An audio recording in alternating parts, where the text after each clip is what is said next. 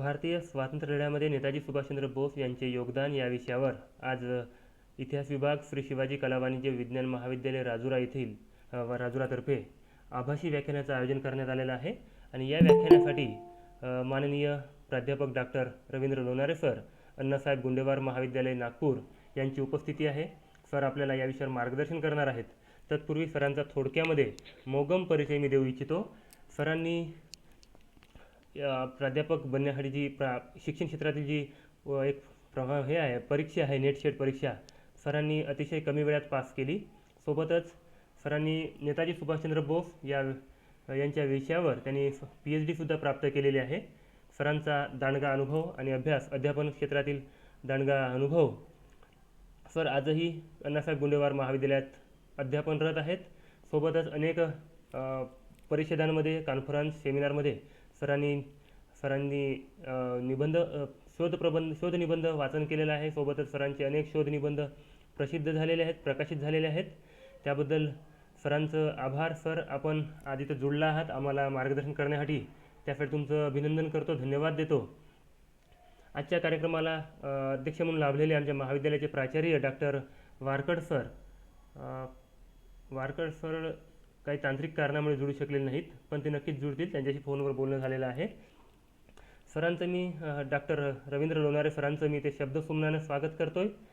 आज आमच्या या सर्व विद्यार्थ्यांसाठी आपण इथं अवेलेबल झालात ऑनलाईन पद्धतीने, वेळात वेळ काढून, कारण सरांचं दिनचर्या तशी व्यस्तच. कालच सरांना आपण बोललेलो होतो काल घ्यायचं, पण सरांचं व्याख्यान राष्ट्रसंत तुकडोजी महाराज नागपूर विद्यापीठ नागपूर इथे असल्यामुळं सरांनी आपल्याला आजचा वेळ दिला आणि एका शब्दाला सरांना मी फक्त बोललो आहे की सर असं असं कार्यक्रम घ्यायचा आहे. बिलकुल गुरु कधी घ्यायचं सांग म्हणे, आणि सरांनी बिलकुल आपली उपस्थिती दर्शवली, होकार दिला. त्याबद्दल सरांचं मी आमच्या महाविद्यालयातर्फे इतिहास विभागातर्फे मनपूर्वक धन्यवाद देतो. आज उपस्थित सर्व विद्यार्थी तसेच विविध महाविद्यालयातील प्राध्यापक वर्ग आपलेसुद्धा अभिनंदन आणि धन्यवाद. नेताजी सुभाषचंद्र बोस हे एक भारत देशाला पडलेलं एक स्वप्न होतं आणि या स्वप्नाने भारतीय स्वातंत्र्याचा मार्ग सुकर केला. या ठिकाणी भारतीय स्वातंत्र्य लढ्यामध्ये सुभाषचंद्र बोसांचं योगदान पाहता, ते योगदान तर सर स्पष्ट करणारच आहेत आपल्या व्याख्यानातून. मात्र जो काळ होता, ज्या काळामध्ये सुभाषचंद्र बोसांनी इंग्रजांना हाकलून लावण्याचे प्रयत्न केले, ते प्रयत्न नक्कीच अभिमानास्पद आहे, प्रेरणादायी आहे. सुभाषचंद्र बोसांचं व्यक्तिमत्व हे सर्वांसाठी एक प्रेरणादायी व्यक्तिमत्व आहे. थोर क्रांतिकारकांच्या गटामध्ये असलेले सुभाषचंद्र बोस यांनी इंग्रजांना हाकलून लावून लवकरात लवकर स्वातंत्र्य कसं मिळवता येईल यासाठी सुभाषचंद्र बोसांनी प्रयत्न केले. या सर्वावर प्रकाश टाकण्यासाठी आजचे वक्ते माननीय प्राध्यापक डॉक्टर रवींद्र लोणारे सर यांना विनंती करतो की सरांनी आम्हाला मार्गदर्शन करावं, आमच्या विद्यार्थ्यांना मार्गदर्शन करावं. आमच्या महाविद्यालयाचे प्राचार्यसुद्धा जुळलेले आहेत. माननीय प्राचार्य यांचं स्वागत करतोय, शब्दसुमनाने स्वागत करतोय आणि आजच्या वक्त्यांना इथे मार्गदर्शन करण्यासाठी आमंत्रित करतोय. माननीय रवींद्र लोणारे सर, कृपया सर्वांनी आपला माईक बंद ठेवावा. आवाज येत आहे? हा सर, येत आहे, आवाज येत आहे. धन्यवाद. क्लिअर आहे? हा सर, आवाज क्लिअर आहे? हो सर, पूर्ण ओके आहे.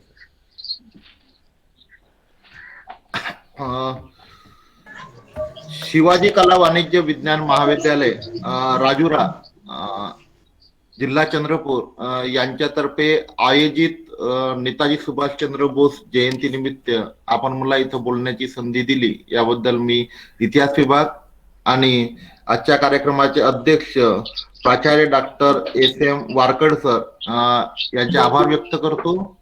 तसेच इतिहास विभाग प्रमुख प्राध्यापक गुरुदास बलकी यांचे सुद्धा आभार व्यक्त करतो. विद्यार्थी मित्रांनो, काल 23 जानेवारी नेताजी सुभाषचंद्र बोस यांची 125वी जयंती. थोडा डिस्टर्ब होता साऊंड. एक मिनिट सर, मी त्यांना म्यूट करतोय. थोडे म्यूट करून घ्या. हो सर, करतोय. आपल्या सर्वांनी आपलं माईक बंद ठेवा प्लीज. सर्वांना विनंती आहे की सर्वांनी आपला सभी स्टूडेंट्स अपना साउंड म्यूट करो, सर का भाषण शुरू हुआ है. सर्वांना विनंती बाकी आहे ना- की आपला आपला व्हॉइस म्यूट ठेवा, कारण जेणेकरून आपल्याला सरांना ऐकता येईल, सरांना या व्याख्यानात डिस्टर्ब होणार नाही. सर कंटिन्यू करा. धन्यवाद.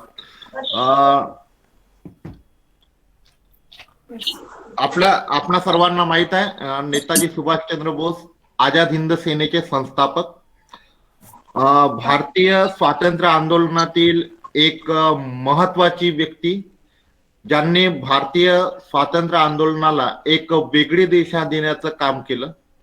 वेगळी दिशा देत असताना त्यांना ज्या काही संकटांना सामना करावा लागला, त्या संकटांसमोर ते संकट आणि त्या संकटांना पार करत त्यांनी कशा पद्धतीने संपूर्ण याच्यामध्ये स्वतःची कारकीर्द उभी केली, स्वतःचं एक अस्तित्व निर्माण केलं, हे अतिशय महत्वाचं होतं. 1920 राष्ट्रीय चळवळीतील एक महत्वाचा कालखंड. हा महत्वाचा कालखंड जो आहे तो होता असहकार चळवळी. नेताजी सुभाषचंद्र बोसच्या राष्ट्रीय चळवळीला, राष्ट्रीय राजकारणाला प्रारंभ झाला इथूनच. हा प्रारंभ होता ना.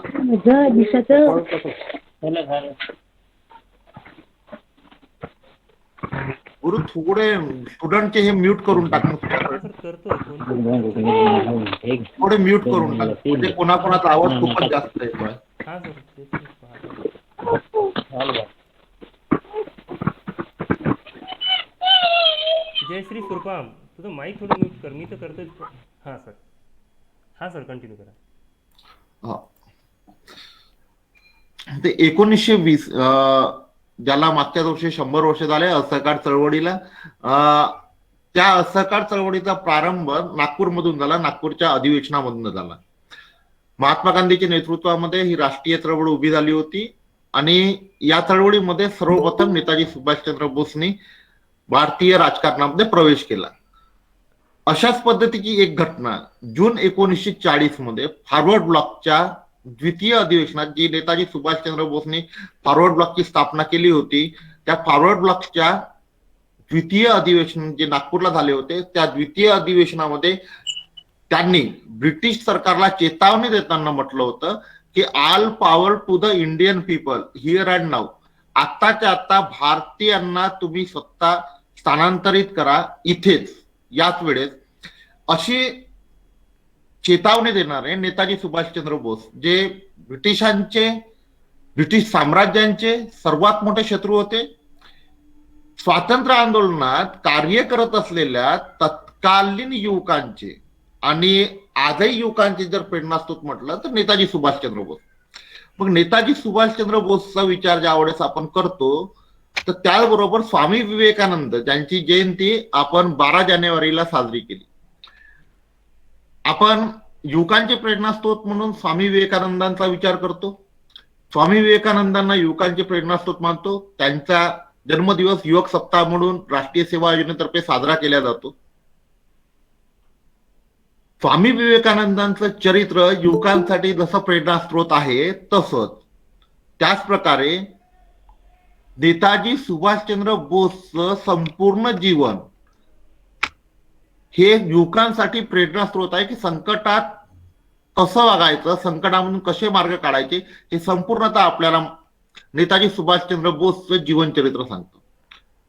23 जानेवारी 1897 शनिवारचा दिवस होता, कालचाही दिवस शनिवारचाच होता. नेताजी सुभाषचंद्र बोसचा कटक येथे जन्म झाला, जानकीनाथ बोस आणि प्रभावती बोस यांच्या घरी. 9वी संतान होते, मोठे बंधू भगिनी होत्या. एकूण 14 अपत्यांपैकी हे 9वे अपत्य होतं. या 9व्या अपत्यावर बाकीच्यांचाही प्रभाव होता, कारण मोठ्या भावाचा शरदचंद्र बोसचा प्रभाव सुभाषचंद्र बोसवर सर्वात जास्त होता. त्यांनी त्यांचं आयुष्य घडवत असताना त्यांच्या कुटुंबातील जी व्यक्ती होती त्यांचा विचारांचा प्रभाव सुभाषचंद्र बोसवर खूप राहिलेला आहे. आई वडिलांकडून त्यांना जो एक मूळ मंत्र मिळाला तो होता परिश्रम, शिस्त आणि धैर्य. सुभाषचंद्र बोसनी या मूळ मंत्राच्या आधारावर आई वडिलांकडून जो मूळ मंत्र मिळाला तो अतिशय महत्वाचा होता. या मूळ मंत्राच्या आधारावर सुभाषचंद्र बोसनी आपलं संपूर्ण आयुष्य समोर काढलं. आता हे संपूर्ण आयुष्य समोर काढत असताना या मूळ मंत्रांना घेऊन त्यांनी भारतीय स्वातंत्र्य आंदोलनामधील आपली लढाई सुरू केली. ज्यावेळेस त्यांना प्राथमिक शाळेमध्ये शिक्षणासाठी टाकण्यात आलं, तिथून ते माध्यमिक शाळेमध्ये शिक्षणासाठी गेले. जिथे तिथे ते शिक्षणासाठी ज्यावेळेस जात होते त्यावेळेस त्यांना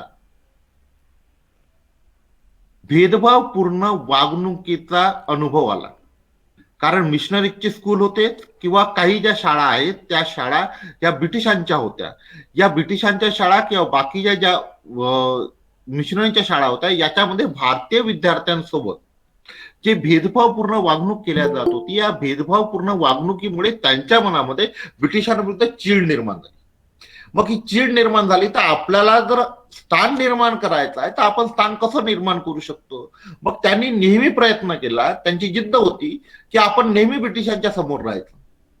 मग शाळेमध्ये ब्रिटिशांच्या समोर कसं राहायचं, तर मग शाळेमध्ये जे काही विद्यार्थी ब्रिटिशांचे जे काही मुलं शिकायचे त्यांच्यापेक्षा आपण 2 पावलं समोर राहायचं. त्यांनी नेहमी गुणवत्ता यादीमध्ये येण्याचा प्रयत्न केला आणि ते त्यामध्ये यशस्वी राहिले. भारतीय कोणाहीपेक्षा मागे नाही हे त्यांनी दाखवून देण्याचा प्रयत्न त्या काळामध्ये केला. ज्यावेळेस माध्यमिक शाळेमध्ये ते गेले त्यावेळेस त्यांचा परिचय झाला स्वामी विवेकानंदांचा, त्या विचारांशी. स्वामी विवेकानंदांचे विचार त्यांनी आत्मसातच केले नाही तर त्यांच्या याच्यावर ते चालले. ते नेहमी म्हणायचे की जेव्हा जेव्हा ते संकटात सापडले, जेव्हा जेव्हा त्यांना मार्ग मिळत नव्हता, तेव्हा मार्ग दाखवण्याचं जर काम कोणी केलाय तर ते स्वामी विवेकानंदांच्या विचारांनी केलाय. आणि स्वामी विवेकानंदांच्या विचारांसोबत त्यांचा परिचय झाला रामकृष्ण परमहंस यांच्या विचारांशी. एक आध्यात्मिक जोड लाभली. मानव सेवेचं व्रत त्यांनी घेतलं. मानव सेवा हीच राष्ट्रसेवा त्यांनी मानली आणि त्या दृष्टीने कार्य करायला प्रारंभी सुरुवात केली. प्रारंभी राजकारणात यायचं, राष्ट्रीय आंदोलनामध्ये कार्य करायचं असं त्यांच्या डोक्यातच नव्हतं, कधी विचारही नाही केला होता. हा, आंदोलनाबद्दल एक आपुलकी, ते आंदोलनाला बघण्याचं काम ते करत होते. परंतु याच वेळेस ज्यावेळेस ते कलकत्त्याला शिक्षणासाठी आले त्या ठिकाणी त्यांचा परिचय झाला अरविंद घोषच्या विचारांशी. आपण इतिहासचे विद्यार्थी आहोत. अरविंद घोषचा विचार आपल्याला माहित आहे. अरविंद घोष हे क्रांतिकारी विचारांचे होते. तत्कालीन बंगालमधील युवकांवर अरविंद घोषचा सर्वात जास्त प्रभाव होता. कारण एक क्रांतिकारी घडवण्यामागे अरविंद घोषचे विचार, अरविंद घोषची लेखणी आणि युगांतरच्या माध्यमातून अरविंद घोषने जे विचार पसरवले ते बंगालच्या तरुणांमध्ये पसरले आणि त्याचाच प्रभाव सुभाषचंद्र बोसवर सुद्धा पडला. मग सुभाषचंद्र बोसवर हा प्रभाव पडत असताना एकीकडे स्वामी विवेकानंदांचा प्रचार प्रसार करण्यासाठी त्यांनी एक गट स्थापन केला. इथं त्यांची नेतृत्व क्षमता आपल्याला दिसून पडते. माध्यमिक आणि शाळेमध्ये असताना स्वामीजींच्या विचारांचा प्रचार प्रसार करता एक गट स्थापन करणे, इथून आणि त्या गटाचं संचालन करणे, याच्यात त्यांची नेतृत्व क्षमता दिसून पडते मित्रांनो आपल्याला. म्हणजे एक एक गुण जो आहे नेताजी सुभाषचंद्र बोसचा तो आपल्याला खुलून दिसतो. अरविंद घोषचा ज्यावेळेस विचार करतो तर अरविंद घोषच्या विचारांना त्यांनी समजूनच घेतलं नाही तर ते विचार त्यांनी आत्मसात सुद्धा केले. एक उद्देश आहे अरविंद घोषचा. तो उद्देश काय होता, ज्या उद्देशाला त्यांनी आत्मसात केलं तो उद्देश होता मैं आप लोगों में से कुछ को महान बनता हुआ देखना चाहता हूं. आप अपने लिए नहीं भारत माता को महान बनाने के लिए महान बने, जिससे वह स्वाधीन देशों की पंक्ति में मस्तक ऊंचा करके खड़ी हो सके, कष्ट झेलो जिससे मातृभूमी आनंदित हो सके. हा उपदेश सुभाषचंद्र बोसने फक्त ऐकला नाही तर आत्मसात केला. राष्ट्र महान केव्हा बनेल? मेरा भारत महान म्हटल्यानंतर महान बनेल का? की तिथे राहणारे लोकांचे विचार किंवा ते तसं काही कार्य करतील महान बनण्यासारखं, तेव्हा राष्ट्र महान बनेल. म्हणून अरविंद घोषनी जे म्हटलं की तुमच्यापैकी कोणाला तरी महान बनावं लागेल, हे विचार आत्मसात केले. कलकत्ता येथे ज्यावेळेस ते महाविद्यालयीन शिक्षण घेण्याकरिता आले त्यावेळेस त्यांच्या आयुष्यात महत्वाची घटना घडली. त्यांचा परिचय ज्यावेळेस स्वामी विवेकानंद आणि अरविंद घोषच्या विचारांशी तर होताच, परंतु प्रेसिडेन्सी कॉलेजमध्ये आल्यानंतर त्यांच्यासोबत ज्या काही घटना घडल्या, या ठिकाणी युरोपियन विद्यार्थ्यांचा भरणा जास्त होता, युरोपियन विद्यार्थी शिकायचे आणि या ठिकाणी भेदभावपूर्ण व्यवहार मोठ्या प्रमाणात होते. प्रोफेसर ओटन सोबत संघर्ष झाला याच ठिकाणी. इतिहासाचे प्राध्यापक होते प्रोफेसर ओटेन, IAS थ्रू आलेले होते. IAS म्हणजे इंडियन एज्युकेशन सर्व्हिस, ही त्या का ब्रिटिश काळामध्ये व्हायची. या सर्व्हिस थ्रू ते आले होते आणि या सर्व्हिस थ्रू त्यांनी या ठिकाणी आपला जॉब केला होता प्रेसिडेन्सी कॉलेजमध्ये. आणि या प्रेसिडेन्सी कॉलेजमध्ये सुभाषचंद्र बोसचा संघर्ष झाला प्रोफेसर ओटेन सोबत, कारण ते कुठेतरी अनुचित वागत होते. विनाकारण त्यांनी विद्यार्थ्यांना मारलं, धक्का मारला. त्यावेळेस त्या ठिकाणी हरताळ करण्यात आली आणि या हरताळचं नेतृत्व जर कोणी केलं तर सुभाषचंद्र बोसनी केलं. प्रेसिडेन्सी कॉलेजमध्ये हरताळ होणे त्या काळामध्ये खूप मोठी गोष्ट होती, कारण खूप जुनं कॉलेज होतं आणि संपूर्ण कॉलेजवर ब्रिटिशांचा म्हणजे सरकारचाच प्रभाव होता. या सरकारचा प्रभाव बघून त्या कॉलेजमध्ये अशी हडताळ होणे ही योग्य नव्हतं, परंतु ती हडताळ झाली. सुभाषचंद्र बोसनी ती हडताळ घडवून आणली. हडताळ ज्यावेळेस चालली त्या हडताळमध्ये सामील विद्यार्थ्यांवर आर्थिक दंड लावण्यात आला. ते चुकीचं आहे म्हणून नेताजी सुभाषचंद्र बोसनी परत त्याला विरोध केला. हा विरोध करत असतानाच त्यांच्यातील नेतृत्व क्षमता, अन्यायाविरुद्ध आवाज उठवण्याची जिद्द आपल्याला दिसून पडते. त्यांनी आर्थिक दंड न भरण्यास हे केला. परत घटना घडल्यानंतर एक कमिटी बनवण्यात आली आणि त्या कमिटीने सुभाषचंद्र बोसला निलंबित केलं. निलंबित करताना काय म्हटलं सुभाषचंद्र बोस बद्दल, की तुम्ही महाविद्यालयातील सर्वात बदमाश, उत्पात मचवणारे विद्यार्थी आहात, तुमचा उपद्व्याप अतिशय जास्त आहे, त्याच्यामुळे तुम्हाला निलंबित करण्यात येत आहे, असं सुभाषचंद्र बोसला त्यावेळेस सांगण्यात आलं. आणि त्यांना निलंबित केल्यानंतर त्यांनी माघार घेतली नाही. नाहीतर आज विद्यार्थ्याला जर असं काही अन्यायाविरुद्ध बोलायचं राहिलं तर विद्यार्थी 10 वेळा विचार करतो की आपण असं बोलायचं की नाही बोलायचं, कारण शेवटी आपल्या आयुष्याचा प्रश्न आहे. सुभाषचंद्र बोसनी त्यावेळेस आपल्या तत्वावर राहिले, कारण स्वामी विवेकानंदांची विचारसरणी त्यांच्यासोबत होती. निलंबित झाल्यानंतर त्यांनी 2 वर्षांनी 1.5 ते 2 वर्षानंतर स्कॉटिश चर्च महाविद्यालयामध्ये प्रवेश घेतला. इथे त्यांनी इंडिया डिफेन्स फोर्स द्वारा स्थापित इंडियन टेरिटोरियल आर्मीच्या शाखेमध्ये सैन्य प्रशिक्षण घेतलं आणि या प्रशिक्षणाचा फायदा त्यांना आझाद हिंद सेनेची स्थापना करताना झाला. म्हणजे छोट्या छोट्या गोष्टी ज्या आहेत त्यांनी आपल्या आयुष्यामध्ये कशा गुंतल्या, छोट्या छोट्या गोष्टींमधून ते कसे काय शिकत गेले आणि तिथून त्यांची आपल्याला प्रत्येक गोष्ट दिसते. त्यांची जिद्द दिसते, अन्यायाविरुद्ध लढण्याची किंवा अन्यायाविरुद्ध उभं होण्याची त्यांची एक शक्ती दिसते. त्यांच्यामध्ये धैर्य खूप होतं, कारण 2 वर्ष एज्युकेशनचं शिक्षणाचं नुकसान झाल्यानंतरही ते डगमगले नाही. त्यांनी निलंबित झाल्यानंतरही परत शिक्षणाला सुरुवात केली. या स्कॉटिश चर्च महाविद्यालयामध्ये राहताना त्यांनी विविध डिबेट कार्यक्रमांमध्ये भाग घेतला, वक्तृत्व स्पर्धांमध्ये भाग घेतला. इथून BA ची परीक्षा ते प्रावीण्य श्रेणीत पास झाले. त्यांच्या वडिलांची इच्छा होती की त्यांनी ICS करायची, इंडियन सिव्हिल सर्व्हिस, लंडनला जाऊन करावं लागायचं त्या काळामध्ये. खूप मोठी परीक्षा होती. आज जशी UPSC आहे त्याच पद्धतीची ही परीक्षा राहायची. परंतु ही गौरवशाली, वैभवशाली, नोकरी देणारी परीक्षा त्यांना द्यायची नव्हती, कारण त्यांना ब्रिटिशांची चाकरी करायची नव्हती, ब्रिटिशांच्या गुलामीत राहायचं नव्हतं. परंतु वडिलांची इच्छा होती, वडिलांनी समजावलं, वडिलांच्या इच्छा खातीर ते गेले, लंडनला गेले. त्या ठिकाणी परत त्यांना भेदभावपूर्ण, ब्रिटिश कसा भेदभाव करतात याची जाणीव झाली. कारण त्या ठिकाणी जी योग्यता आहे त्या योग्यतेला डावलून, भारतीय योग्य व्यक्तींना डावलून, भारतीय योग्य विद्यार्थ्यांना डावलून, त्यांच्या योग्यतेला डावलून फक्त ब्रिटिश विद्यार्थ्यांनाच ते समोर करत होते. ही भावना ही त्यांनी त्या ठिकाणी बघितली. त्यांनी मात्र 8 महिन्यामध्ये ICS ची परीक्षा पास केली. त्यांना वाटलं का पास होणार नाही, परंतु ते 4थ्या नंबरनी पास झाले. घरात आनंद झाला, मित्रांना आनंद झाला, मग नोकरी नाही करायची आहे, मग काय करायचं? त्यांनी देशबंधू चित्तरंजन दास सोबत पत्रव्यवहार केले की मी काय करू आता, समोरचा मार्ग मला दाखवा. मग समोरचा मार्ग दाखवा असं म्हटल्यानंतर एक आंदोलनाची बाजू त्यांच्या समोर होती. त्यांनी कोणताही विचार न करता घरी पत्र लिहिलं. वडिलांनी म्हटलं की जे काही पैसे तुम्हाला भरावे लागतील ते पैसे मी देणार नाही.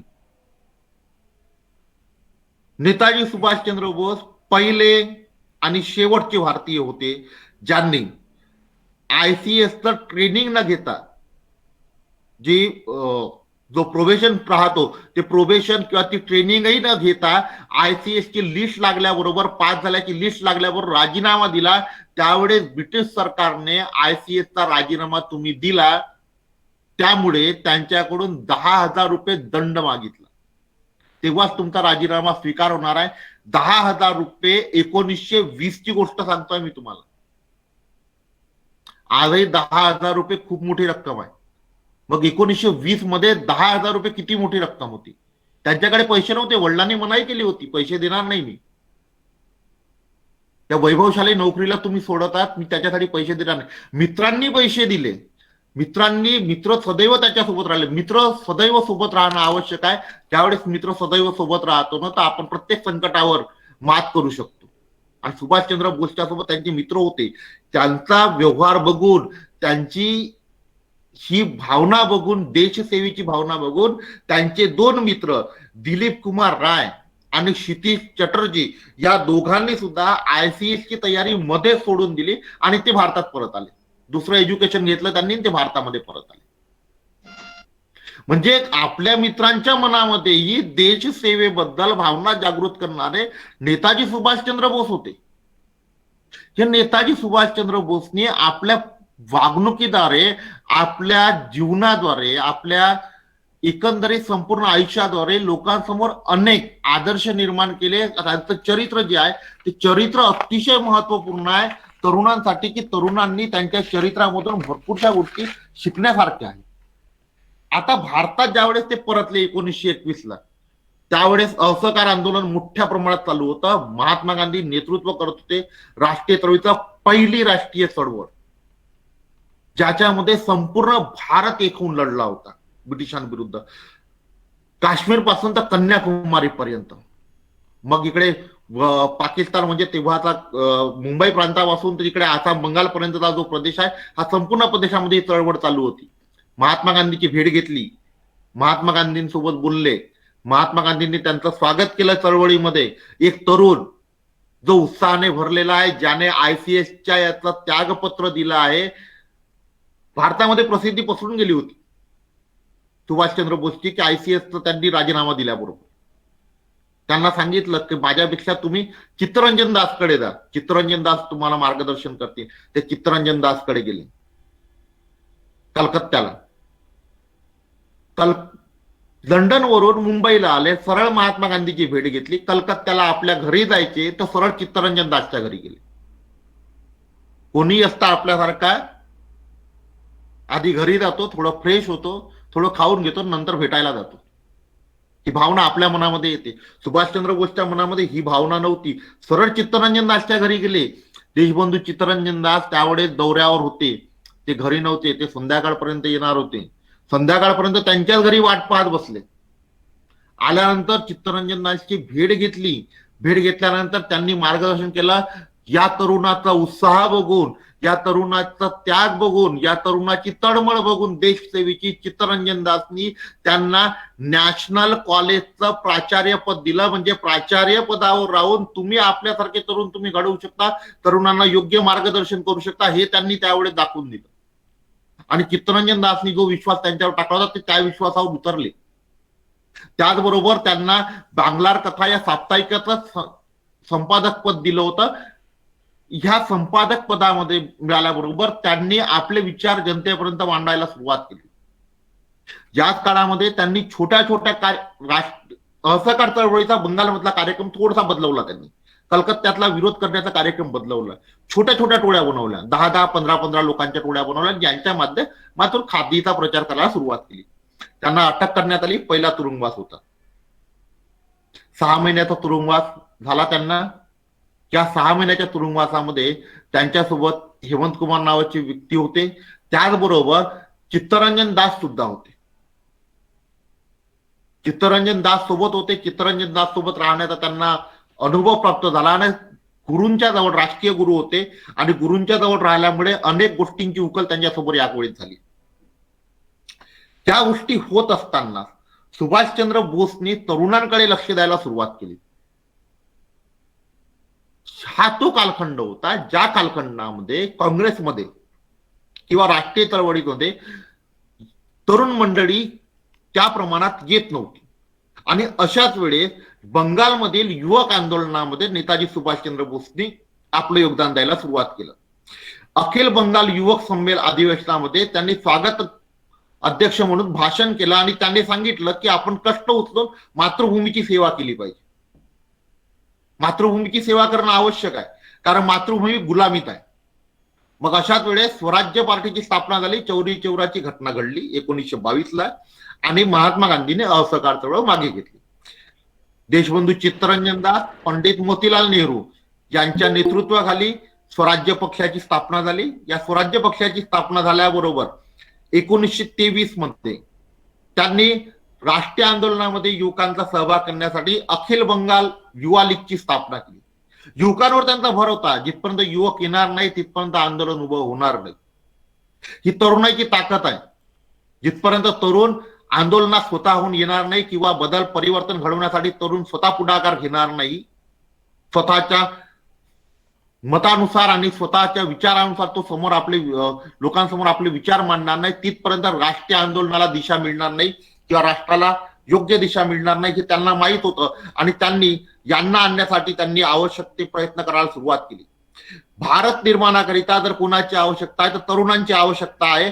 आणि हे तरुण आपल्या विचारांचा आणि कार्याचा केंद्रबिंदू नेताजी सुभाषचंद्र बोसने ठेवला. एप्रिल 1923 कलकत्ता महानगरपालिकेच्या निवडणुका झाल्या. चित्तरंजन दास हे महापौर बनले.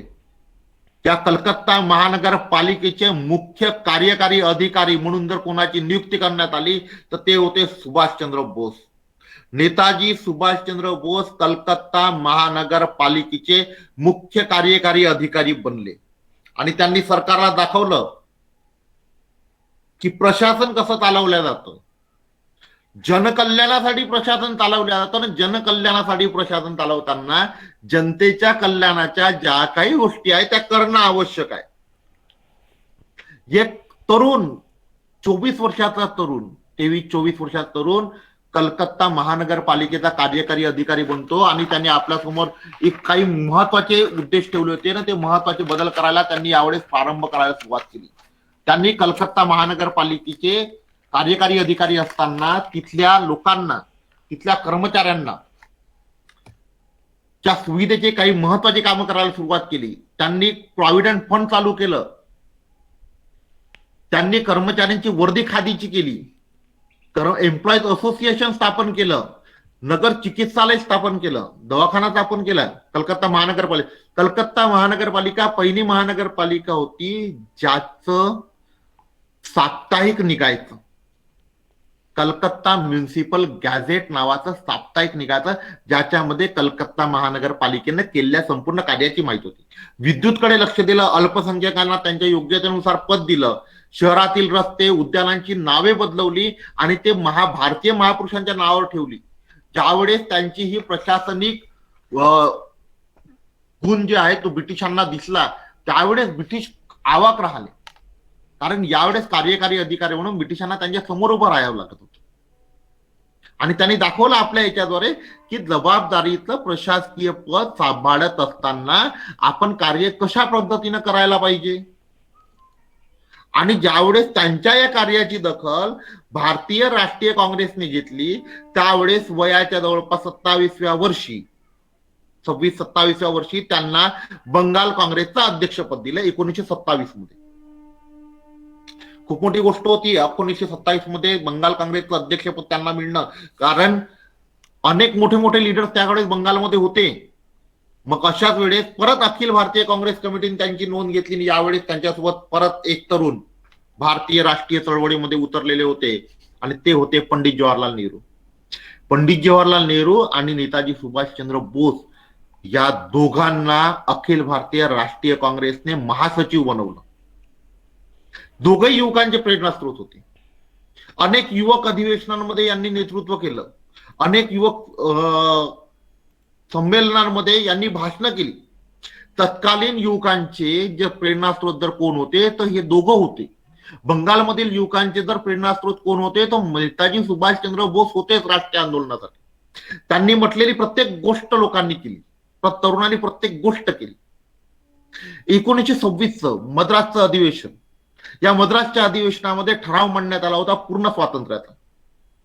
आता आपल्याला माहित आहे का, आपण शिकताना बघितलं पूर्ण स्वातंत्र्याचा ठराव तर 1930च्या अधिवेशनामध्ये पास झाला काँग्रेसच्या लाहोर अधिवेशनामध्ये रावी नदीच्या किनाऱ्यावर. परंतु ठराव मांडण्यात आला होता 1926 मध्ये आणि तिथून जे मागणी रेटायला चालू केली पूर्ण स्वातंत्र्याची ते नेताजी सुभाषचंद्र बोस आणि पंडित जवाहरलाल नेहरू यांनी.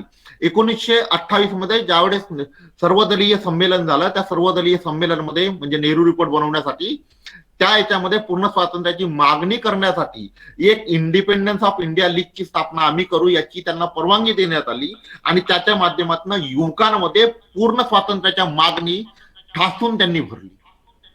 ही जी पूर्ण स्वातंत्र्याची मागणी जी त्यांनी युवकांमध्ये ठासून भरली याचाच प्रभाव आपल्याला भगतसिंग, सुखदेव, राजगुरू यांच्या विचारांवरही दिसतो. कारण यांनी ज्यावेळेस टोटल इंडिपेंडन्सची मागणी केली तर तो विचार इथून आलेला आहे.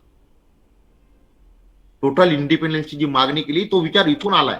राष्ट्रीय कार्याकरिता एक अशा संघटनेची स्थापना करणे ज्याच्यामध्ये युवक राहतील आणि युवकांना पूर्ण स्वातंत्र्यासाठी युवकांकडून काम करून घेणं हे नेताजी सुभाषचंद्र बोसने आरंभ केलं.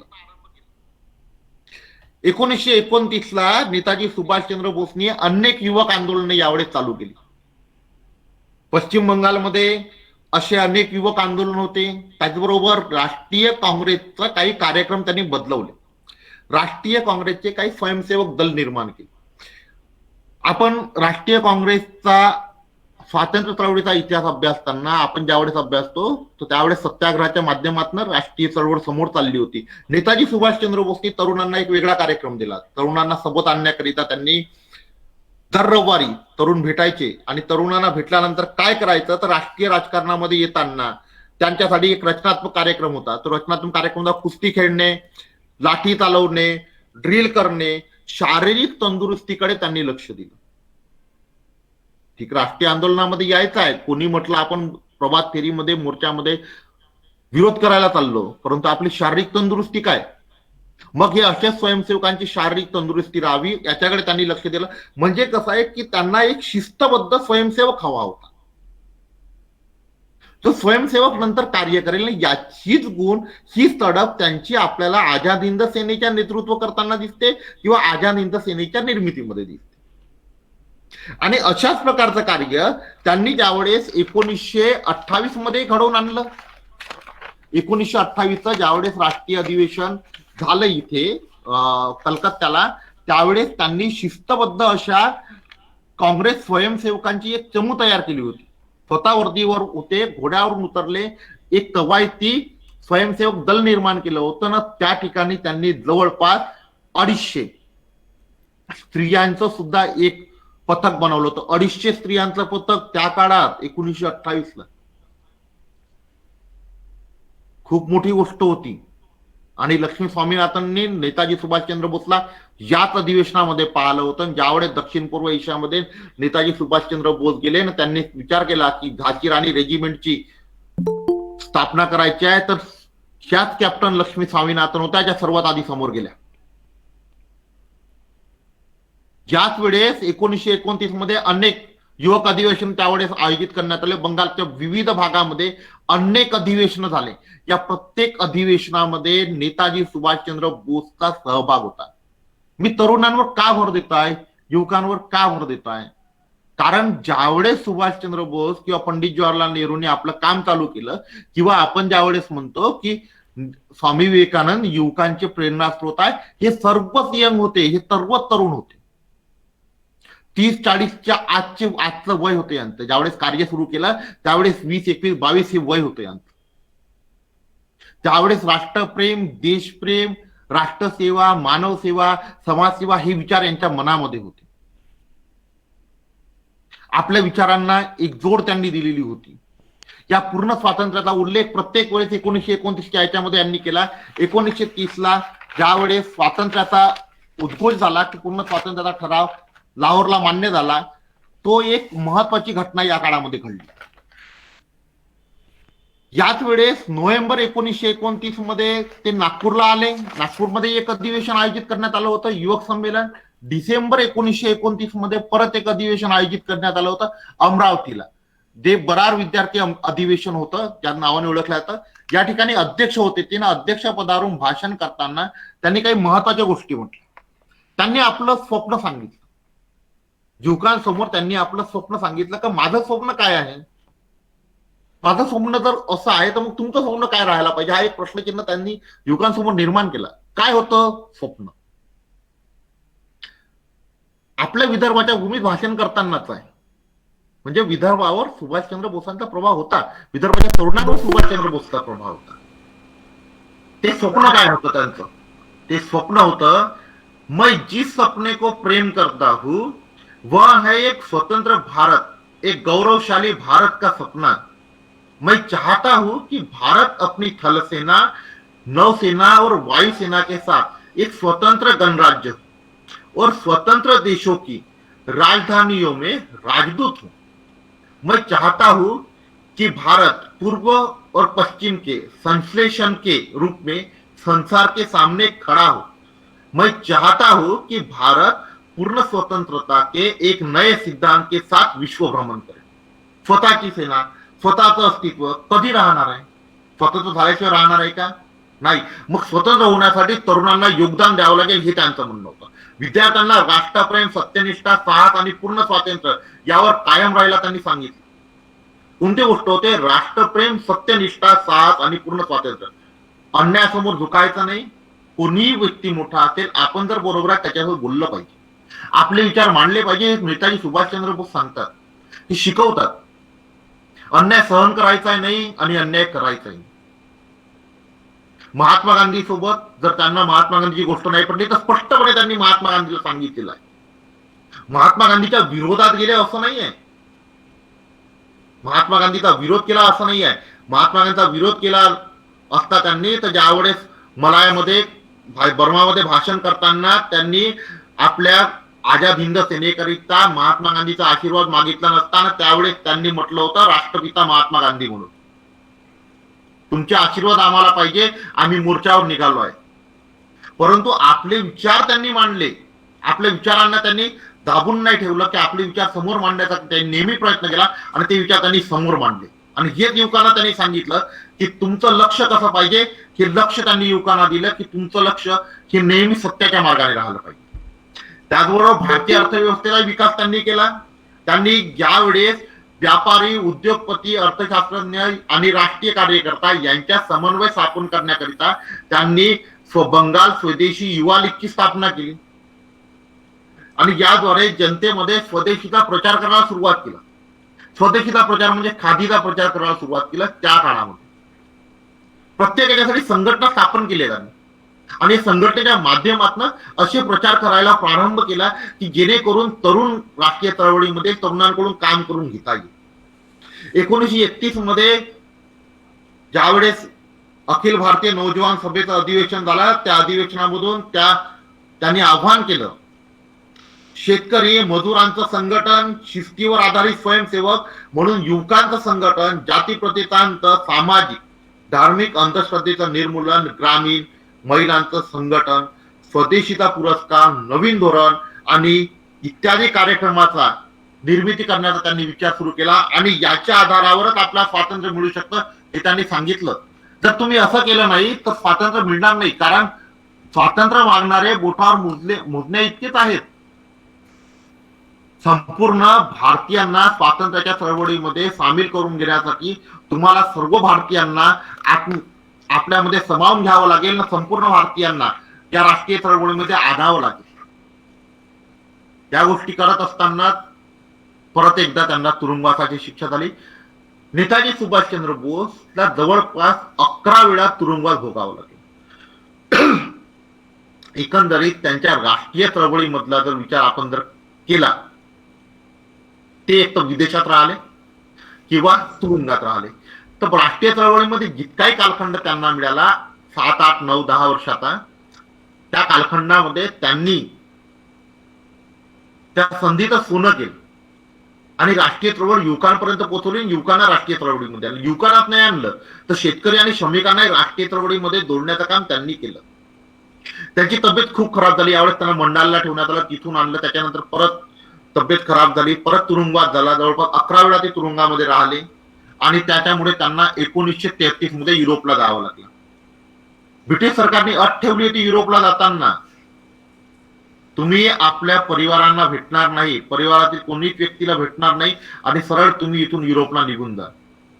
ते युरोपला गेले. युरोपमध्ये त्यांनी आपली प्रकृती चांगली केली, विविध देशांचे दौरे केले. तिथून त्यांनी शिकलं. ते आंदोलनाचा, भारतीय स्वातंत्र्य आंदोलनाचा प्रचार प्रसार केला.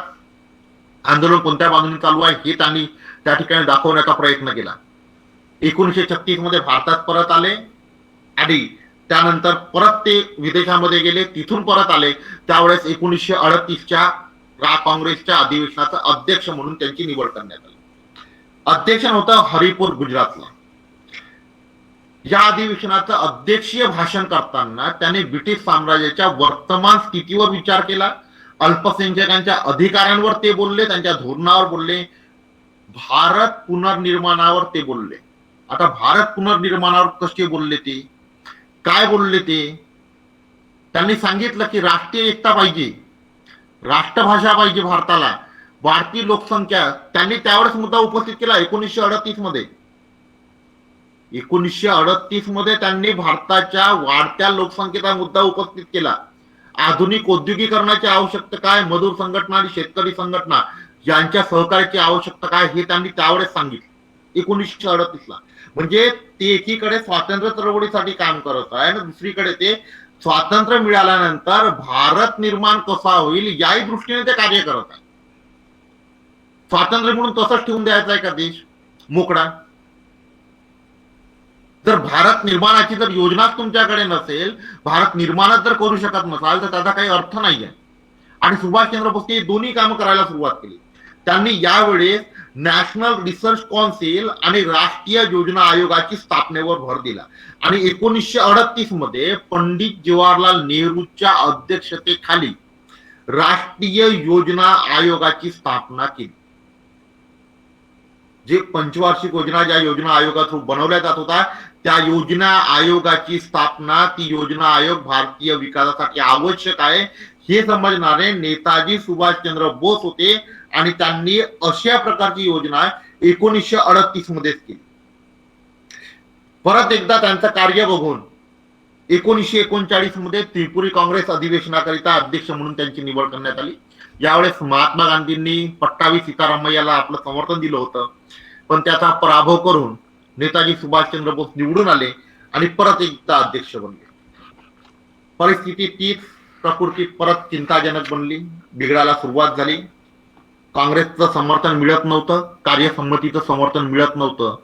अतिशय बिमार अवस्थेमध्ये त्रिपुरी अधिवेशनामध्ये त्यांनी भाषण दिलं. त्यांनी भाषण दिलं म्हणण्यापेक्षा त्यांचं भाषण शरदचंद्र बोस यांनी सभेमध्ये वाचलं, त्यांचा फोटो ठेवून.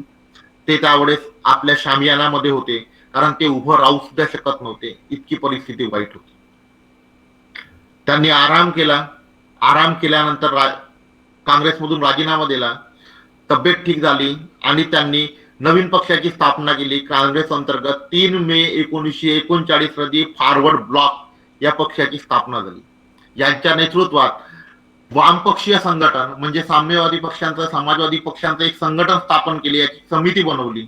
एक फॉरवर्ड नावाचं साप्ताहिक सुरू केलं आणि आपल्या विचार याच्या माध्यमातून युवकांपर्यंत पोहोचवण्यास सुरुवात केली. आता या संपूर्ण याच्यावर ब्रिटिश घाबरली कधी त्यांना. आता महत्वाचा मुद्दा आहे 1939 युरोपमध्ये महायुद्ध सुरू झालं, द्वितीय महायुद्ध. मग युरोपमध्ये द्वितीय महायुद्ध सुरू झाल्यानंतर भारतामध्ये आंदोलनाची झड चालू झाली. आंदोलन यावेळेस होणं हे याच्यासाठी आवश्यक होतं, कारण यावेळेस भारताला स्वातंत्र्य मिळण्याची संधी खूप चांगली होती आणि हा मुद्दा नेताजी सुभाषचंद्र बोस धरून चालले. त्यांनी संपूर्ण भारताचा दौरा करायला प्रारंभ केला. संपूर्ण भारताचा दौरा करत असताना याच दौऱ्याप्रसंगी ते सेवाग्रामला आले. त्यांनी महात्मा गांधीची भेट घेतली. त्यांनी सांगितलं की स्वतंत्र आंदोलन चालू करावं. महात्मा गांधींनी म्हटलं की आता सध्या योग्य वेळ नाही. मग त्यांनी म्हटलं की तुम्ही जर चालू करत नसाल तर मी स्वतः चालू करतो, ज्याच्यासाठी मला तुमचे आशीर्वाद पाहिजे. महात्मा गांधींनी म्हटलं की माझे आशीर्वाद तुमच्यासोबत सदैव आहे. जुलै 1940 तुरुंगात जायच्या आधी संपूर्ण भारतभर दौरे करत असताना त्यांनी ज्यावेळेस युवकांना, भारतीय नागरिकांना जागृत करण्याचा प्रयत्न केला, संपूर्ण भारताला राष्ट्रीय आंदोलनासाठी तयार करायला ज्यावेळेस सुरुवात केली नेताजी सुभाषचंद्र बोसनी, तर हे ब्रिटिशांना कुठेतरी पटलं नाही आणि ब्रिटिशांनी त्यांना तुरुंगात टाकलं. कोणताही खटला न चालवता तुरुंगात टाकलं. त्यांनी हा जो ब्रिटिश साम्राज्याचा जो शत्रू आहे हा बाहेर राहणं हानिकारक आहे, ब्रिटिश साम्राज्यासाठी, भारतासाठी हानिकारक आहे, त्याच्यामुळे याला तुरुंगातून सोडायचं नाही ठरवलं. त्यांची प्रकृती परत खराब झाली. त्यांना नजरकैदेत ठेवण्यात आलं आणि एका रात्री 16 जानेवारी 1941 रोजी रात्री 1:15 सुभाषचंद्र बोस ब्रिटिशांच्या नजरकैदेमधून सुटले. मोहम्मद जियाउद्दीनच्या नावाने ते अफगाणिस्तानला गेले. तिथून इटालियन पासपोर्टच्या त्याच्याने ओर्लेंडो बेजोस्टो या इटालियन पासपोर्टच्या आधारावर ते रशियाला गेले आणि तिथून ते जर्मनीला गेले. 3 एप्रिल 1941 सुभाषचंद्र बोस बर्लिनला पोहोचले. जर्मनीने त्यांना एखाद्या राष्ट्राध्यक्षासारखी वागणूक दिली, एक ऑफिस दिलं त्यांना. यावेळेस त्यांनी जर्मन सरकारसोबत 3 करार केले. प्रत्येक वेळेस त्यांनी जर्मन सरकारसोबत एक करार केला की भारताला स्वातंत्र्य प्राप्त करून देण्यासाठी तुम्ही कोणती मदत देणार. त्यांनी सांगितलं त्या पद्धतीने एक स्पेशल युनिट भारत नावाचं जर्मन सरकारने एक मंत्रालय स्थापन केलं होतं, एक विभाग स्थापन केला. त्यांनी त्याच्यात अधिकारी नेमले होते. या विभागामार्फत तुम्हाला मदत मिळेल असं त्यांना सांगितलं. आणि याच काळामध्ये सुभाषचंद्र बोसनी जे सुरुवातीला युरोपच्या दौऱ्यावर ते होते, तब्येत खराब झाली असताना, त्यावेळेस ज्या विविध देशामध्ये त्यांनी जी जनजागृती केली होती, भारतीय स्वातंत्र्याची ज्योत जगवली होती युरोपच्या याच्यामध्ये, ना भारतीय स्वातंत्र्याकडे बघण्याचा युरोपियन लोकांचा दृष्टिकोन त्यांनी बदलवला होता. त्याचा फायदा त्यांना आता झाला. अनेक तरुण त्या काळामध्ये जे शिक्षणासाठी गेले होते किंवा जे नोकरीसाठी युरोपमध्ये गेले होते, त्या सर्वांचं सहकार्य यावेळेस सुभाषचंद्र बोसला प्राप्त झाला. स्वामी होता त्याच्यामध्ये, एक अभिदसर, नांबियार, एन.जी. गणपुले, हबीबुर रहमान व्यास, गिरिजाकांत मुखर्जी असे अनेक लोक होते जे विविध प्रदेशांमधून आले. ऑक्टोबर 1941 मध्ये जर्मन सरकारच्या मदतीने आझाद हिंद केंद्राची स्थापना करण्यात आली. आता आझाद हिंद केंद्राची स्थापना तर करण्यात आली. या आझाद हिंद केंद्राच्या सभेमध्ये त्यांनी भारताची राष्ट्रभाषा काय असावी, राष्ट्रध्वज काय असावं, राष्ट्रीय गान कोणतं असावं, म्हणजे राष्ट्रीय गीत कोणतं असावं, राष्ट्रीय अभिवादन कोणतं असावं, याचा निर्णय घेण्यात आला. आणि हा निर्णय घेताना त्या महत्वाच्या गोष्टी या काळामध्ये झाल्या. त्या महत्वाच्या गोष्टी होत्या त्या कोणत्या, तर जय हिंद जे आपण म्हणतो हे राष्ट्रीय अभिवादन म्हणतो. आता राष्ट्रीय अभिवादन कसं, आपण एकमेकांना भेटतो, गुड मॉर्निंग म्हणतो, राम राम म्हणतो, नमस्कार म्हणतो. मुस्लिमांचा आपल्या याच्याने म्हणतात, ख्रिश्चन्स आपल्या याच्याने आहे, शीख समुदाय ज्यावेळेस दोघं शीख समुदायाचे लोक मिळतात ते आपल्या याच्याने. राष्ट्रीय अभिवादन कोणतं आहे भारताचं एकमेकांना मिळाल्यानंतर.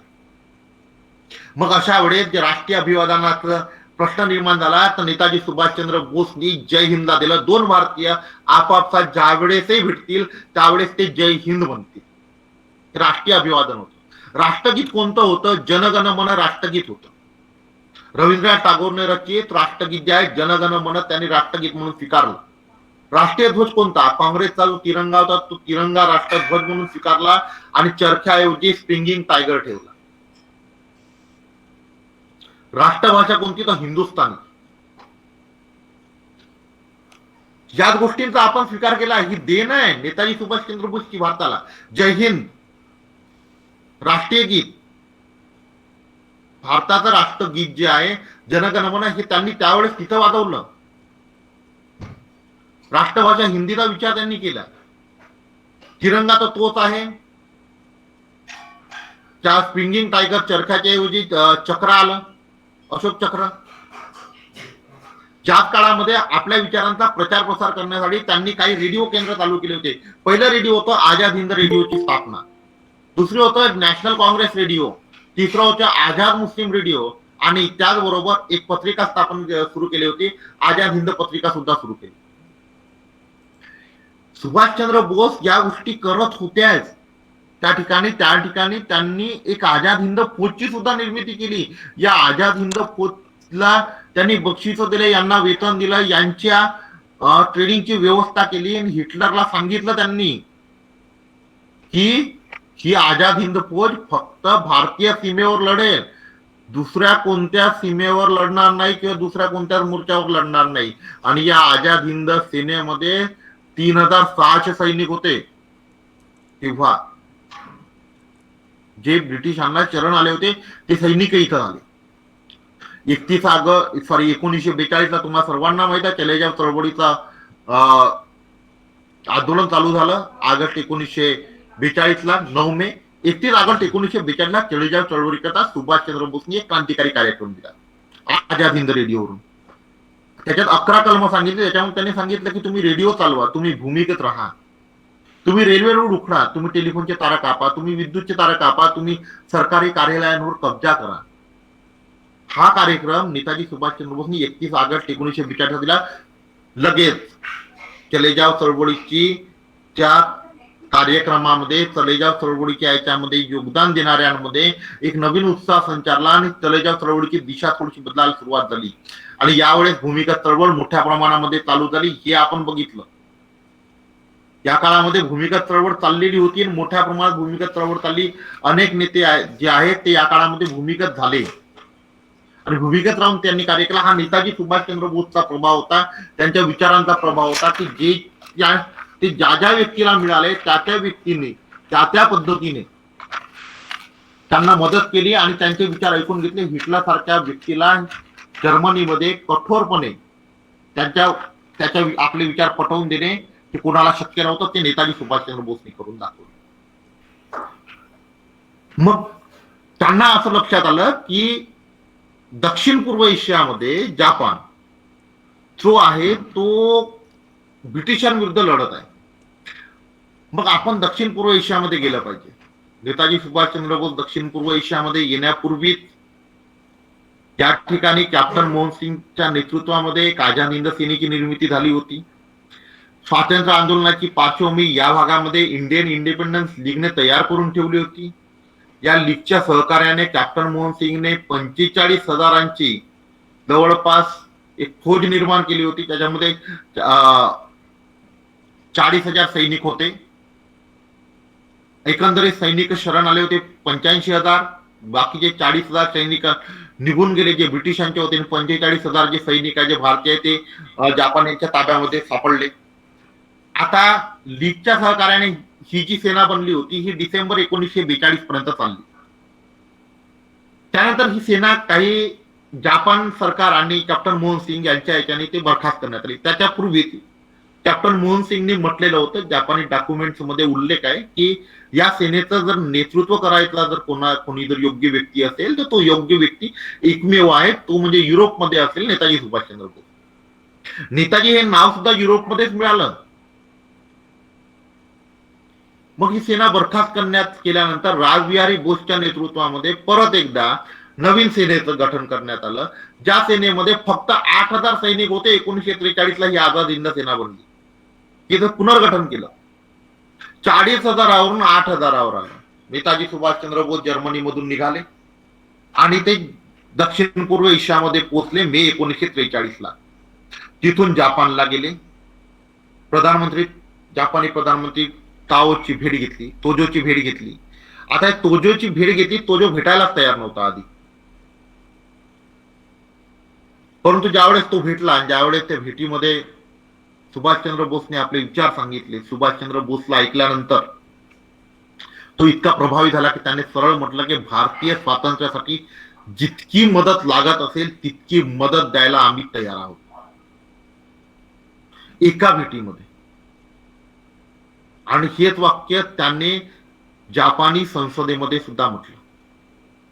त्या डाएट मध्ये म्हटलं, ज्या ठिकाणी सुभाषचंद्र बोसचं भाषण झालं त्या ठिकाणी जपान पूर्णपणे भारतीय स्वातंत्र्य आंदोलनाला मदत देईल. नेताजी सुभाषचंद्र बोसच्या व्यक्तिमत्वाने इतका प्रभावित तो जो झाला होता.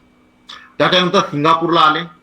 सिंगापूरला आल्यानंतर त्यांनी आझाद हिंद सेनेचं नेतृत्व स्वीकारलं.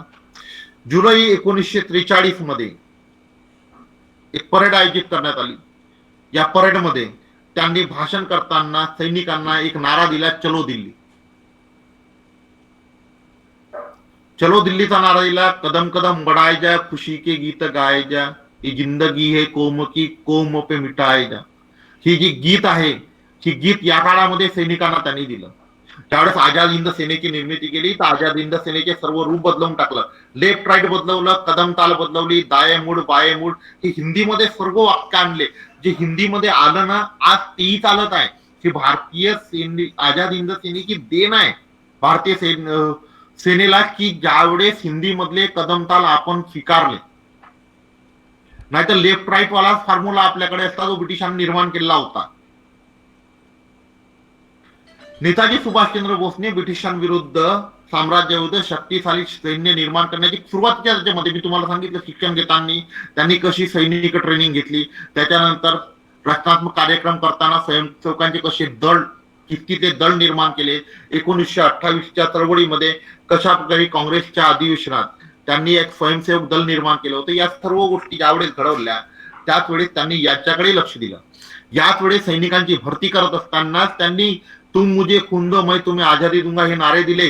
ज्यावेळेस हा नारा दिला तर अनेक दक्षिण पूर्व एशियामधील जे भारतीय राहत प्रत्येकाच्या घरून संपत्ती आली, काहींच्या घरून लोक आले. कारण सेनेमध्ये लोक भरती करणं आवश्यक होते. आणि ज्यावेळेस सेनेमध्ये लोक भरती केले त्यावेळेस अशा सर्व लोकांनी सहभाग दिल्यानंतर आझाद हिंद सेनेची संख्या ही 50,000वर गेली. पहिल्यांदा संख्या 40,000 होती. ते शरण आलेले सैनिक होते 45,000. त्यानंतर ती सैनिक निघून गेले. त्याच्यानंतर आले फक्त 8,000 सैनिक. मग 8,000 सैनिकांची यांना मिळाल्यानंतर ज्यावेळेस यांनी आव्हान दिलं 8,000 सैनिकांसोबत बाकीचे काही सैनिक आले. परंतु तिथल्या जे काही लोक राहत होते त्या लोकांनी जे अनेक वर्षांपूर्वी भारत सोडून गेले होते त्या भारतीयांनी आपले मुलं पाठवले आणि अशांच्या आधारावर 1950 संपूर्ण सैन्य संख्या जी आहे ती 50,000 झाली. आणि ज्यावेळेस त्यांनी विचार केला की 22 ऑक्टोबर 1943 ला त्यांनी घोषणा केली. 21 ऑक्टोबर 1942 ला त्यांनी 43 ला घोषणा केली होती आझाद हिंद सरकारची. आणि 22 ऑक्टोबर 1943 ला त्यांनी राणी ऑफ झाशी रेजिमेंटची घोषणा केली. सुभाषचंद्र बोसने जी घोषणा केली राणी ऑफ झाशी रेजिमेंट महिलांची रेजिमेंट बनवणं लहान गोष्ट नव्हती, खूप मोठी गोष्ट होती. आणि यांच्यासाठी सहकार्य प्राप्त करणे सेनेमध्ये महिला हा विचार भारतीयांना थोडा ब्रिटिशांनाच पसंत नव्हता. ब्रिटिशांनी नकार दिला. ट्रेनिंग कोण देणार? आमच्याकडे महिला ज्या आहेत, जपान इतका आधुनिक असलेला देश, आमच्याकडे महिला फक्त रेड क्रॉस मध्ये काम करतात म्हणे किंवा दवाखान्यात नसतेच म्हणून. सेनेत महिला नसतात. मग सुभाषचंद्र बोस आपल्या याच्यावर ओढून होते. त्यांनी सांगितलं की आम्हाला सेना बनवायची आहे राणी झाशी ऑफ रेजिमेंटची. त्यांनी आव्हान दिलं. कॅप्टन लक्ष्मी स्वामीनाथन या समोर आल्या. त्यांनी प्रचार करायला सुरुवात केली. त्यांनी महिला जोडायला सुरुवात केली. अनेक महिला आल्या. जवळपास 50-60 वर्षापर्यंतच्या महिला आल्या सेनेमध्ये सामील होण्यासाठी. त्यांच्याकडून छाटणी करण्यात आली. त्या घरी जायला तयार नव्हत्या की आम्हाला देशासाठी काम करायचं. त्यांना दुसरं काम दिलं. त्यावेळेस 1943 रोजी सुभाषचंद्र बोसने आझाद हिंद सेनेचं नेतृत्व आपल्या हातात घेतलं. ते सुप्रीम कमांडर बनले. त्याचबरोबर सुप्रीम कमांडर बनल्याबरोबरच त्यांनी आझाद हिंद सरकारची स्थापना केली 21 ऑक्टोबरला. आणि त्याला जवळपास 9 देशांनी मान्यता दिली. आणि या आझाद हिंद सरकारचं एक विशिष्ट मंत्रालय बनवलं त्यांनी. ज्याचं एक राष्ट्रगीत होतं. ते राष्ट्रगीत काय होतं? शुभ सुख चैन की वर्षा बरसे, भारत भाग ऐ जागा. हे गीत जे आहे, हे गीत रवींद्रनाथ टागोरांच्या जनगण मनची प्रेरित आहे. हे गीत त्यांनी बनवलं. हे गीत आपल्या आझाद हिंद सरकारचं राष्ट्रगीत ठेवलं. आझाद हिंद एक अस्थायी सरकारची स्थापना केली. एक सरकार पाहिजे होतं. भारत स्वातंत्र्य झाल्यानंतर प्रशासन कसं चालवणार आहे? सेना तर तयार झाली. भारत स्वातंत्र्य झाल्यानंतर भारताची एक स्वतंत्र सेना तयार झाली, पण प्रशासन कसं चालवणार? तर प्रशासन चालवण्यासाठी मग अशा प्रकारची त्यांनी एक सेना, एक सरकार स्थापन केलं. ही अस्थायी सरकार, या अस्थायी सरकारचे काही संघटन होते, ज्याच्यामध्ये राणी ऑफ झाशी रेजिमेंट होती, आझाद हिंद दल होतं, जे एक स्वयंसेवक प्रकारचं संघटन होतं, ज्याची स्थापना 1944 ला झाली. आणि हे जे आहे, नंतर प्रशासन त्या भागामध्ये जे काही व्यवस्था लावण्याचं काम आहे आझाद हिंद दलनं केलं. त्याच्यानंतर बालक सेना स्थापन केली. याच्यामध्ये 8 ते 12 आणि 14 ते 16 वयोगटातील मुलांना ज्या पद्धतीने आपल्याकडे स्काउट गाईड असतं ना, त्या पद्धतीने ही बालक सेना त्यांनी तयार केली. यांचा एक शिस्तबद्ध कार्यक्रम त्यांनी दिला होता. त्यांनी शिस्तीला खूप महत्व दिलं. एक नॅशनल बँक ऑफ आझाद हिंदची स्थापना केली. स्वतःची करन्सी छापली. भारत देशाची करन्सी काढली त्यांनी, स्वतंत्र करन्सी. भारत स्वतंत्र झाल्यानंतर तीच करन्सी चालवणार आहे का? नाही. मग भारत निर्माण, जे मी तुम्हाला म्हटलं ना, भारत निर्माणाच्या बाबतीतही ते विचार करायचे ना. भारत निर्माणाचा विचार करणं, त्यांनी काय केलं तर या गोष्टीचा विचार करायला सुरुवात केली. स्वतंत्र झालेल्या प्रदेशांची प्रशासन व्यवस्था कशी लावायची हेही त्यांनी बघितलं. त्यांच्या ताब्यामध्ये यावेळेस शहीद आणि निकोबार असे अंदमान आणि निकोबार असे 2 बेट आले होते, ज्याचं नाव शहीद आणि स्वराज्य असं ठेवलं. आझाद हिंद सेना बनली, ट्रेनिंग झालं, अनेक ट्रेनिंग कॅम्प. आझाद हिंद सेनेबद्दल सांगायला गेलं तर खूप आहे, आणि इतकं जास्त छोट्या छोट्या गोष्टी आझाद हिंद सेनेच्या की आपण त्या कव्हर करू शकत नाही. कमी वेळामध्ये आपण त्या कव्हर करू शकत नाही. स्पेशली आझाद हिंद सेना म्हणजे फक्त स्पेशली आझाद हिंद सेनेवरच ते बोललं तर त्या दिवशी ते कव्हर होऊ शकतं. आझाद हिंद सेना ज्यावेळेस युद्धाच्या मोर्चावर निघाली त्यावेळेस 3 ब्रिगेड होते. एक होतं गांधी ब्रिगेड. लोक म्हणतात महात्मा गांधीचा विरोध केला, तर महात्मा गांधीचा विरोध जर केला असेल तर मग गांधी ब्रिगेड कशी बनवली?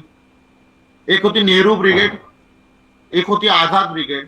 आणि या तिन्ही ब्रिगेड मधून एक चांगले सैनिक, आझाद हिंद सेनेच्या लोकांनी एक चांगले सैनिक काढून एक नवीन ब्रिगेड बनवली, जिचं नाव ठेवलं सुभाष ब्रिगेड. अशा 4 ब्रिगेड होत्या. 4 ब्रिगेड घेऊन त्या भारताच्या मोर्चावर निघाल्या, भारताच्या सीमेकडे निघाले. इम्फालचं अभियान 1944 ला, कोहिमाचं अभियान 1944. भारताच्या सीमेवर पाय ठेवला. आनंदामध्ये होते सैनिक. परंतु नंतर हळूहळू परिस्थिती बदलायला लागली. इकडे 45 मध्ये जपानवर अणुबॉम्ब टाकण्यात आला. तिकडे जर्मनी शरण आली, इटली शरण आली. त्याच्यामुळे जे मित्रराष्ट्र होते ते मित्रराष्ट्र कुठेतरी झाले. त्याच्यामुळे आझाद हिंद सेनेला मागे हटावं लागलं.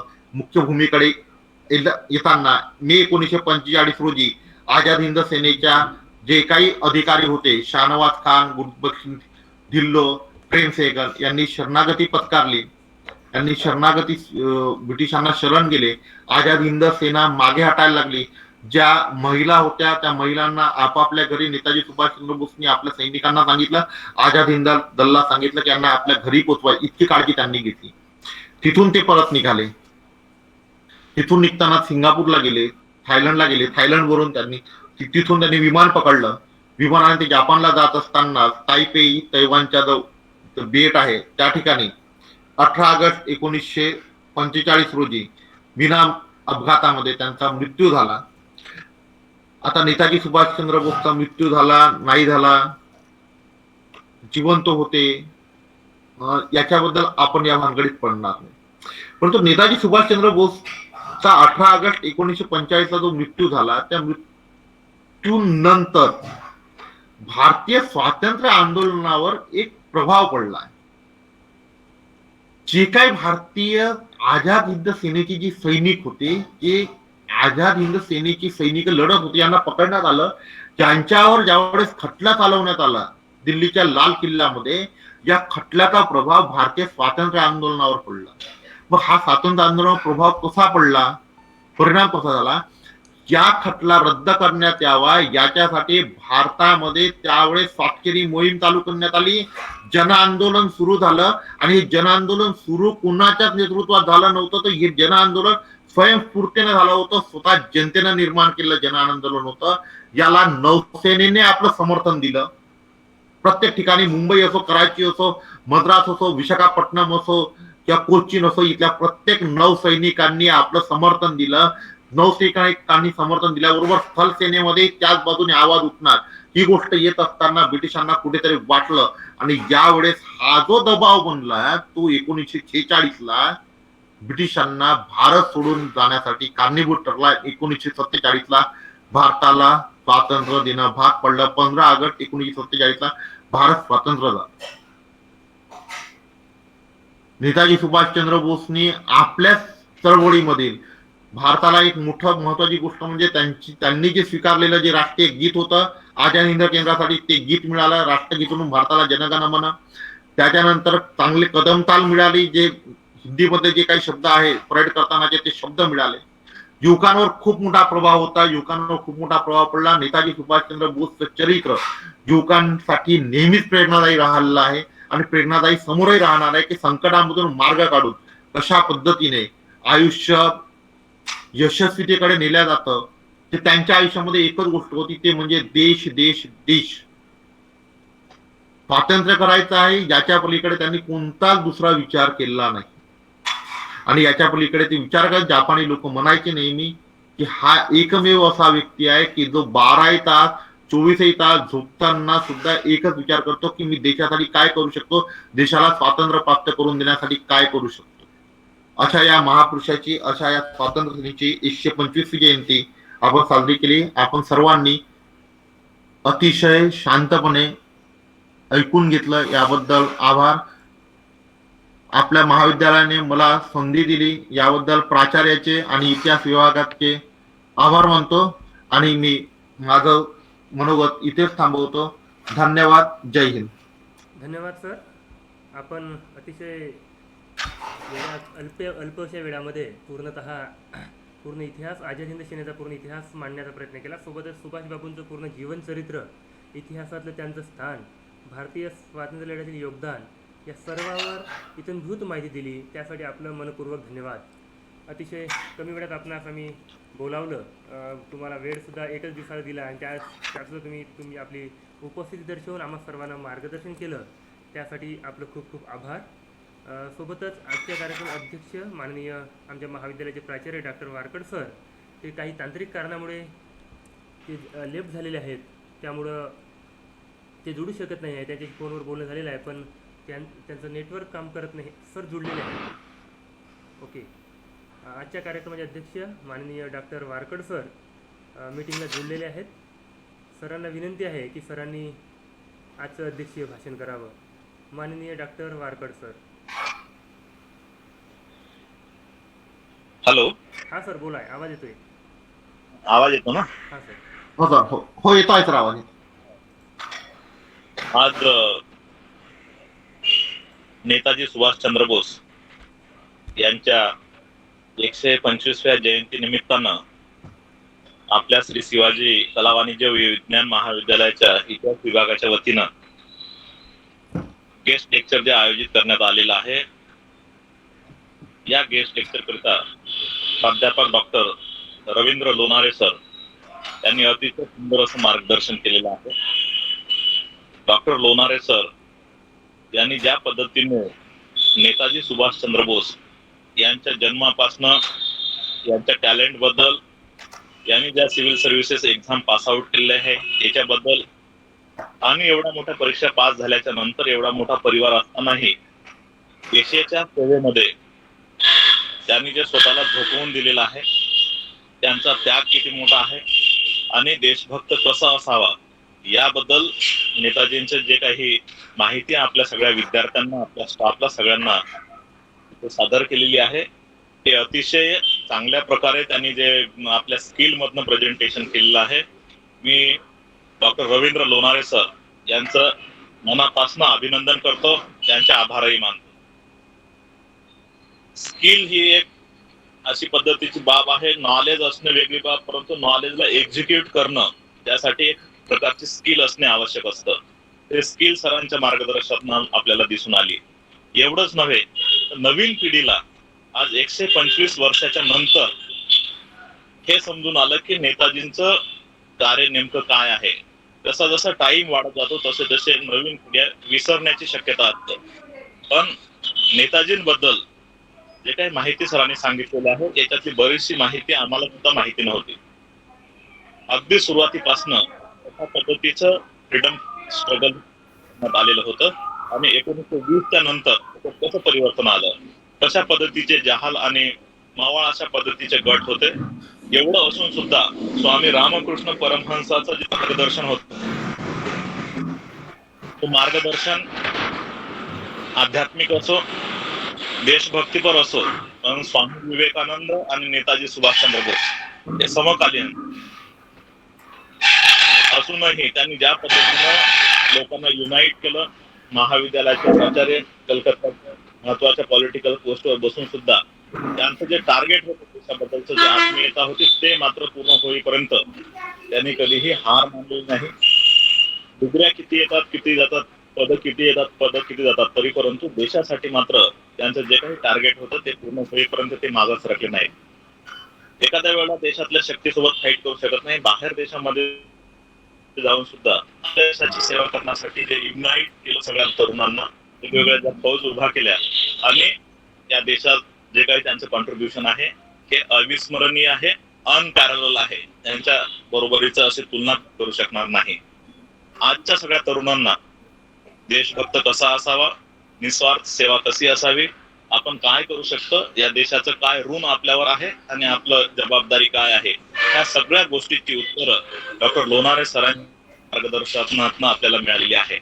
या प्रसंगी मी आपला जास्त वेळ घेणार नाही, परंतु असे सुंदर मार्गदर्शनपर भाषण प्राध्यापक बलकींनी आयोजित केलं. अशाच प्रकारचे भाषण आपण आयोजित करावं.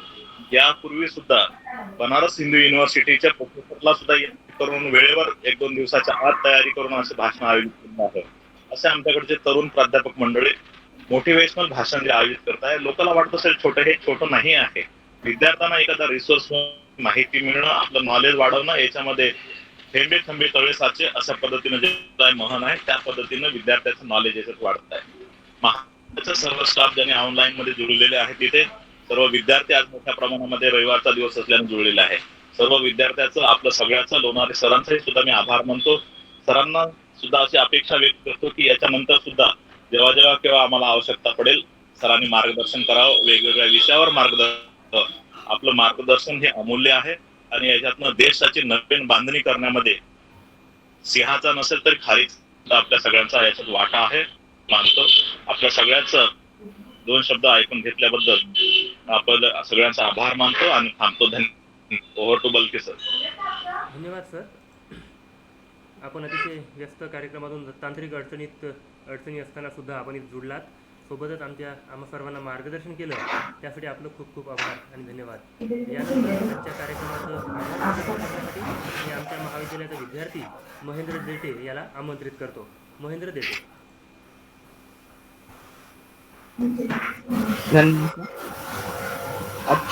आज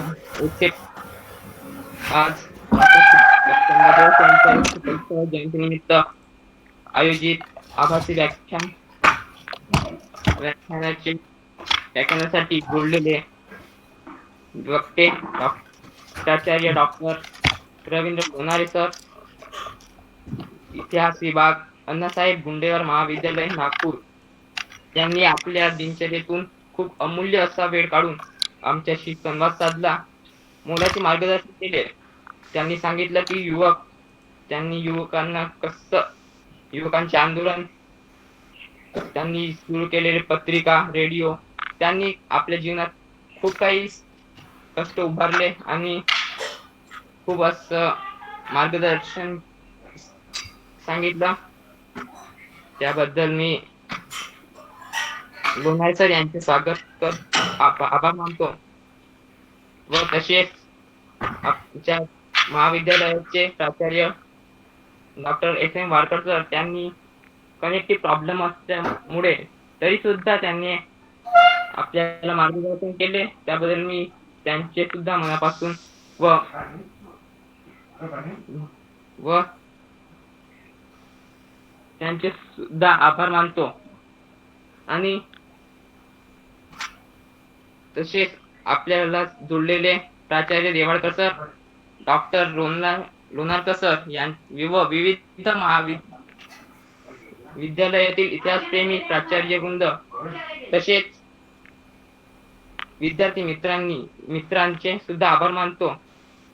आणि आजचा आभासी व्याख्यान इथे संपले व असे जाहीर करतो.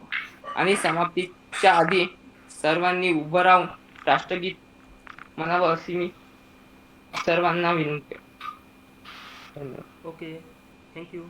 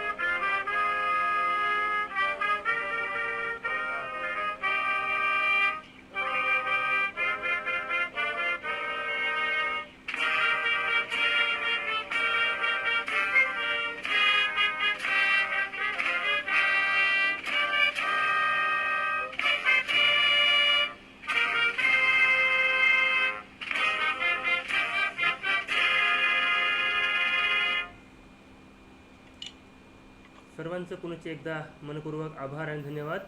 धन्यवाद माननीय डॉक्टर लोणारे सर, सर्व विद्यार्थी मित्र, सर्व प्राध्यापक वृंद, इतर महाविद्यालयात जुळलेले सर्व इतिहासप्रेमी प्राध्यापक, या सर्वांचं आभार, धन्यवाद.